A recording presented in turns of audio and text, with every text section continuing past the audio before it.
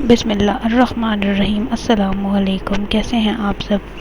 امید ہے خیریت سے ہوں گے۔ اللہ پاک آپ سب کو اپنے حفظ و امان میں رکھے اور ہدایت پانے والوں میں شامل فرما دیں، آمین یا رب العالمین۔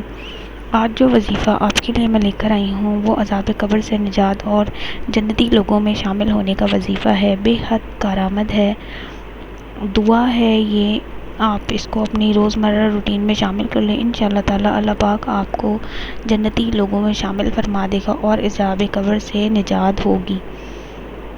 وظیفہ آپ نے کس طرح کرنا ہے، عمل آپ نے کس طرح کرنا ہے، یہ میں آپ کو بعد میں بتاؤں گی۔ پہلے ایک چھوٹی سی درخواست، ہمارے اس چینل کو سبسکرائب کریں، ویڈیو کو لائک اور شیئر ضرور کریں۔ شیئر صرف اس لیے سے کریں کہ آپ کی وجہ سے کسی کا اگر فائدہ ہو جاتا ہے تو آپ کی یہ کوشش صدقہ جاریہ کا ذریعہ بن جائے گی۔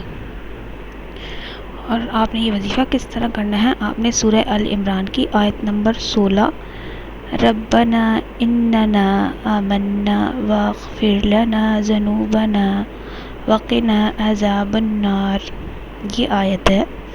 آپ نے اس کو بعد نماز کی پابندی کرنی ہے۔ بعد نماز آپ نے 11 مرتبہ روز پڑھنا ہے اور عذاب قبر سے نجات کے لیے دعا کرنی ہے اور اللہ تعالیٰ سے جنتی لوگوں میں شامل ہونے کی اور ہدایت پانے والوں میں شامل ہونے کے لیے دعا کرنی ہے۔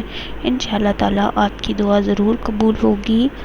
اپنی مشکل اور پریشانیوں کا حل قرآن پاک میں سے تلاش کیا کریں، ایسے چھوٹے چھوٹے وظائف کیا کریں تاکہ اللہ تعالیٰ آپ کی مشکل اور پریشانی جلد قبول فرمائے اور آپ کو ہدایت پانے والوں میں بھی شامل فرما دے۔